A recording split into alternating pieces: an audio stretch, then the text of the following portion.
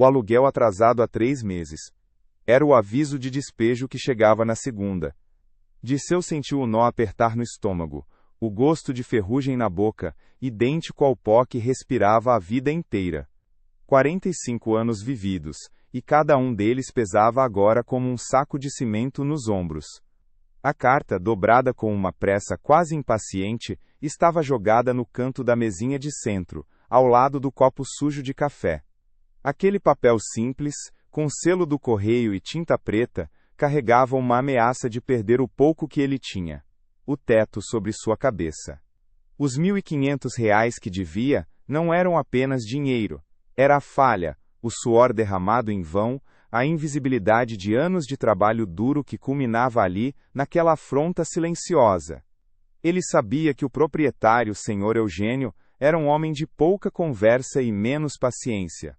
Dirceu era pedreiro desde os 20 anos, pegando no batente ainda garoto, aprendendo com o pai que a casa se erguia com tijolo por tijolo e, mais importante, com caráter. Mas o caráter não pagava conta, nem garantia o respeito. Ele tinha visto tantos empreiteiros virem e irem, tantos rapazes mais novos ganhando oportunidade por falar um pouco mais alto ou ter um diploma rápido de técnico, enquanto ele ficava ali, na poeira, misturando argamassa, subindo paredes que duravam décadas. O sol já ia baixando, e os últimos raios entravam pela janela, colorindo de laranja a poeira que dançava no ar. O cheiro de casa fechada e cansaço impregnava o pequeno cômodo. Ele não se lembrava da última vez que havia dormido sem a sensação de estar afundando. O sono vinha sim, mas era um sono raso, carregado de números, de contas que não fechavam, de um futuro que se encolhia a cada dia. O que fazer? Para onde ir? A pergunta martelava sem descanso. A dignidade, essa sim, doía mais que o cansaço físico. Ser um homem trabalhador, que nunca se furtou ao esforço, e ver sua situação chegar a esse ponto de desamparo, era uma chaga aberta. Ele pensava nas vezes em que virava o mês com a certeza de que ia dar, nas promessas que fazia a si mesmo de que a próxima obra seria melhor, o pagamento viria certo. Mas os dias viravam semanas, as semanas viravam meses, e o saldo continuava negativo. Ele era o primeiro a chegar na obra, o último a sair, o que carregava mais peso, o que resolvia o problema que ninguém via, e ainda assim, não era o suficiente. No dia seguinte a obra era a mesma, um sobrado na Vila Nova, quase pronto, esperando os últimos detalhes. Dirceu estava no 3º andar, terminando de assentar umas peças de cerâmica no banheiro. O cheiro forte da argamassa molhada misturava-se ao suor, ao sol batendo na nuca, ao ruído metálico da colher na massa. Ele trabalhava em silêncio como sempre, com a precisão de quem conhece o ofício na ponta dos dedos. Era um trabalho invisível, que só ganhava forma e reconhecimento na entrega final, quando os chefes vinham posar para fotos. Dirceu: precisa de ajuda aí em cima? A voz era de Edson, o encarregado. Não uma oferta de auxílio genuína, mas o jeito dele de fiscalizar sem sair da sombra. Não, Edson. Quase no jeito. A resposta era seca, prática. Dirceu nunca foi de muita conversa na obra. Preferia o barulho do trabalho, do que se erguia. Minutos depois, um vulto pequeno surgiu na porta do banheiro. Era Bruna, a neta do proprietário da casa que estava sendo construída. Uma menina de uns 7 anos, curiosa e ágil, que vivia perambulando pela obra, observando os homens trabalhando. Ela tinha um jeito de passarinho, sempre com os olhos atentos. Moço, por que você fica sempre no cantinho? Os outros ficam lá na frente, onde dá para ver. A voz infantil era um sussurro, mas ressoou nos ouvidos de Dirceu como um grito. Ele parou, a espátula no ar, e olhou para a menina. Ela apontava para os outros pedreiros, que trabalhavam mais visíveis na fachada do sobrado, em cima dos andaimes. Dirceu engoliu em seco. Cantinho. Era exatamente como ele se sentia. A menina não entendia o peso daquela pergunta, a ferida que tocava. Ele apenas sorriu fraco, e balançou a cabeça. Ah, boneca, tem trabalho que gosta mais de cantinho. Para ficar bem feito, sem ninguém atrapalhar. Ele deu de ombros, tentando disfarçar a pontada que sentira. Mas a imagem dele sempre no canto, sempre escondido, grudou em sua mente. O aviso de despejo, a dívida, a invisibilidade. Tudo se conectava em um ciclo de desvalorização. A imagem dele, sempre no canto, sempre escondido, grudou em sua mente. O aviso de despejo, a dívida, a invisibilidade. Tudo se conectava em um ciclo de desvalorização. Aquela noite, o sono parecia mais fugidio que nunca. Virava de um lado para o outro na cama, o teto baixo do quartinho parecendo esmagá-lo. O gosto de ferrugem na boca não era mais do pó da obra, mas de um amargor que vinha de dentro. Como podia um homem que erguia paredes tão sólidas para os outros não conseguir sustentar o próprio teto? Ele rezou, como fazia sempre. Uma oração cansada, monótona, pedindo um milagre que parecia nunca vir. No dia seguinte, a rotina esmagadora começou de novo. O sol mal raiava, e Dirceu já estava de pé, o cheiro do café coado se misturando ao peso da preocupação. Na obra, o ritmo não perdoava. Ele continuou no banheiro, terminando o assentamento, mas a cabeça estava longe, revirando as palavras da menina Bruna. No fim da manhã, Edson apareceu de novo, com aquele jeito dele de quem tinha um favor a pedir, disfarçado de ordem. Dirceu, preciso que você dê uma olhada lá na frente. O José fez uma mureta torta na divisa do quintal de trás, e o proprietário já reclamou. Você é o único que entende de alinhamento com os olhos fechados. José é bom na parte elétrica, mas para a alvenaria, Edson fez uma pausa dando de ombros. Enfim, você é o cara que sempre resolve essas broncas sem ninguém precisar ficar em cima. Por isso que a gente confia. Dirceu sentiu a pontada familiar. Era o que acontecia sempre. Os outros faziam a parte bonita, ou a parte que dava mais trabalho, mas que era mais visível, e ele ficava com o conserto, com o remendo, com o que precisava de mais precisão e paciência, mas que ficava escondido. O cantinho da Bruna, o cara que sempre resolve, um elogio que era um fardo. Tem gente que se acostuma a ser o porto seguro dos outros, sem perceber que, de tanto ancorar, o próprio barco vai ficando à deriva. Dirceu apenas assentiu, sem conseguir encarar Edson. Ele foi até a mureta, que de fato estava um desastre, os tijolos desalinhados, a massa escorrendo. Mais um trabalho dobrado para ele, sem nenhum reconhecimento extra, sem um centavo a mais. Só a confiança. Ele respirou fundo, pegou a marreta e começou a derrubar o que José tinha feito. O dia seguiu assim, entre o remendo da mureta, o assentar das últimas cerâmicas e a sensação constante de que estava correndo em círculos. À noite, voltou para casa. O aviso de despejo parecia ter crescido na mesinha. R$ 1.500. Um abismo. Se aceitasse o que Edson havia pedido, não teria tempo de procurar outro bico para o fim de semana, nem forças para pensar em como renegociar com o senhor Eugênio. Ele deitou-se, os músculos doendo, a mente mais ainda. O cansaço era tanto que não havia espaço nem para a oração habitual. Apenas o vazio, o eco daquela palavra, cantinho. A madrugada chegou devagar, com a luz do poste entrando pela fresta da cortina. Dirceu estava acordado, olhando para o teto. As contas rodavam na cabeça, o despejo, a humilhação iminente. Ele pensou em todas as vezes que havia se desdobrado, que tinha pegado o serviço mais difícil, o mais sujo, o que ninguém queria. Pensou em quantas vezes tinha resolvido os problemas de outros pedreiros, de outros empreiteiros, enquanto seus próprios dilemas se avolumavam. De repente, a frase de Bruna veio à tona, mas com outro significado. Moço, por que você fica sempre no cantinho? Não era uma crítica da menina, mas uma observação inocente, pura, e as palavras de Edson. Você é o cara que sempre resolve. Aquele elogio que o prendia. Dirceu sentiu uma clareza gelada, como a água fria que lavava os azulejos da obra. Ele não estava no cantinho por humildade, nem por ser o melhor. Estava no cantinho porque se deixava ficar. Porque seu silêncio, sua dedicação invisível, havia se tornado uma prisão. Ele sempre dizia sim, sempre resolvia, sempre engolia o sapo, achando que a vida, ou Deus, ou o trabalho, eventualmente o recompensaria. Mas a recompensa nunca vinha. Vinha apenas mais um cantinho, mais um problema a ser resolvido.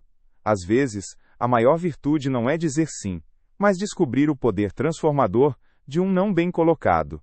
O relógio marcava 4 da manhã. O estômago ainda estava apertado, mas agora não era só medo. Era uma raiva contida, uma indignação que subia pela garganta. Ele tinha vergonha de si mesmo, não da situação, de ter permitido que sua dignidade fosse moída, tijolo por tijolo. Quando o sol começou a clarear, Dirceu já estava de pé, sem ter dormido direito, mas com uma estranha energia.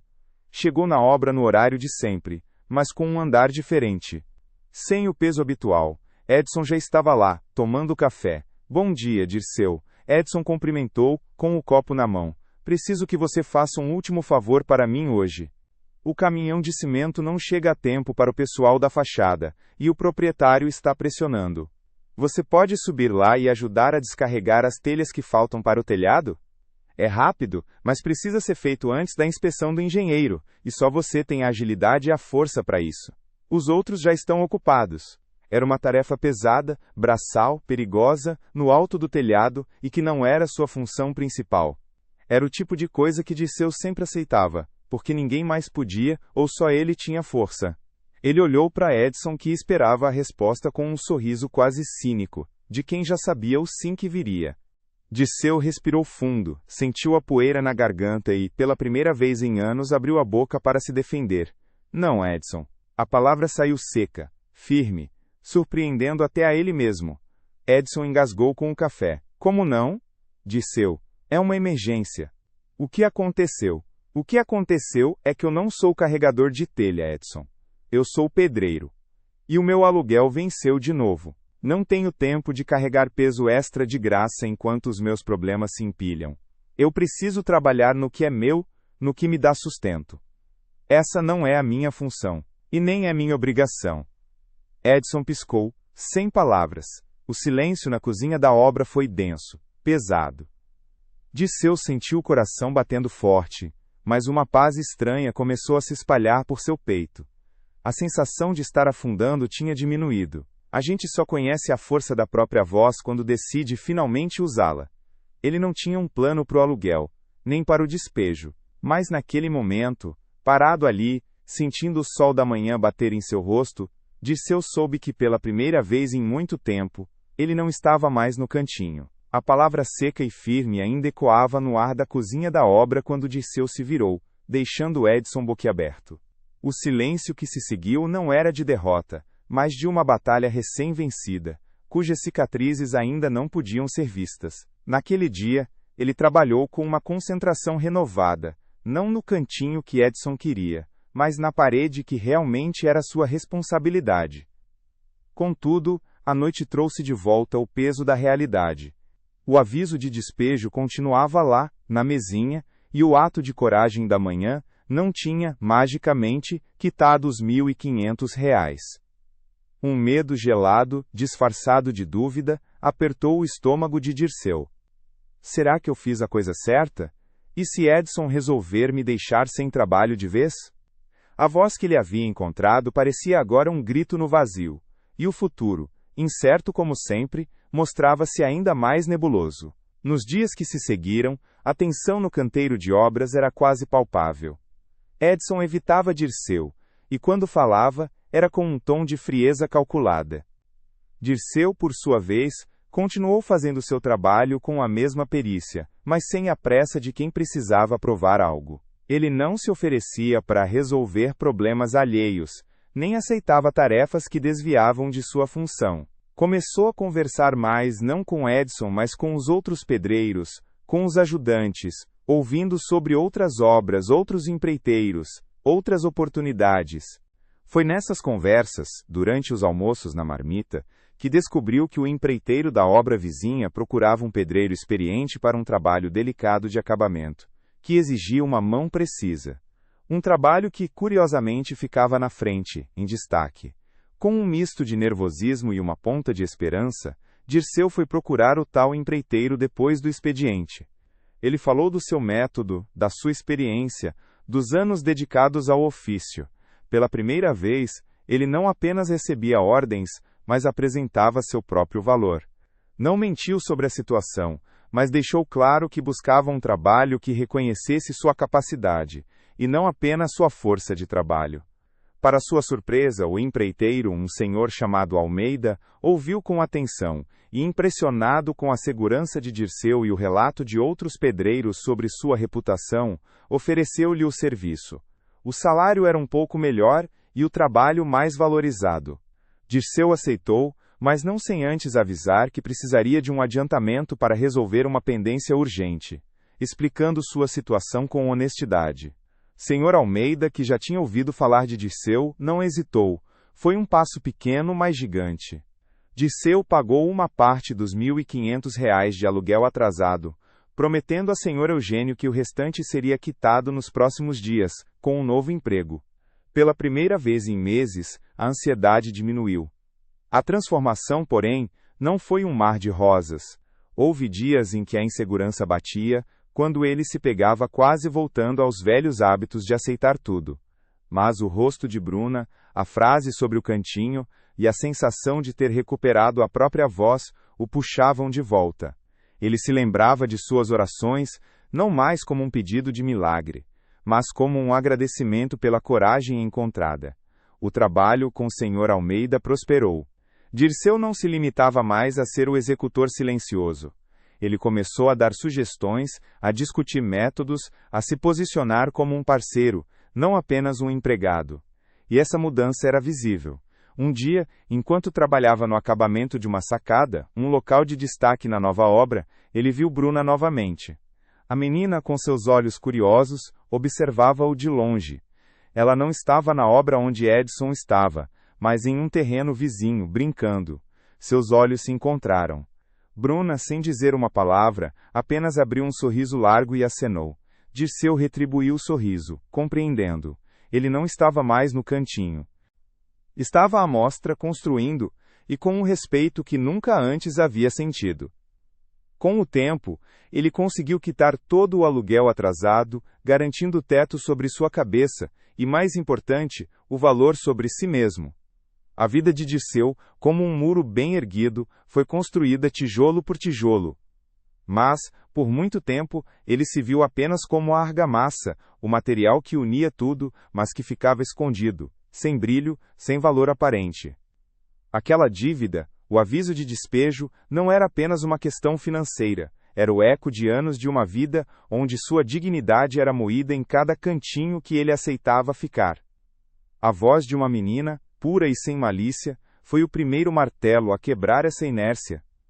As palavras de Edson, por mais que fossem uma exploração, foram o estopim para que Dirceu percebesse que a confiança dos outros se tornara uma âncora que o impedia de navegar. Sua história nos mostra que às vezes a maior obra que construímos não é para fora, para os olhos do mundo, mas para dentro, erguendo os alicerces da nossa própria estima. A verdadeira fortaleza não é feita de concreto e aço, mas da coragem de dizer não ao que nos diminui, e sim ao nosso próprio valor. Não é sobre ter uma transformação da noite para o dia, mas sobre entender que a virada de jogo começa com um passo, uma palavra, um simples ato de autoafirmação. É sobre não se esconder no cantinho da vida, esperando que alguém note seu esforço invisível, mas se colocar no centro da sua própria trajetória, sendo o arquiteto da sua própria felicidade e do seu próprio sustento.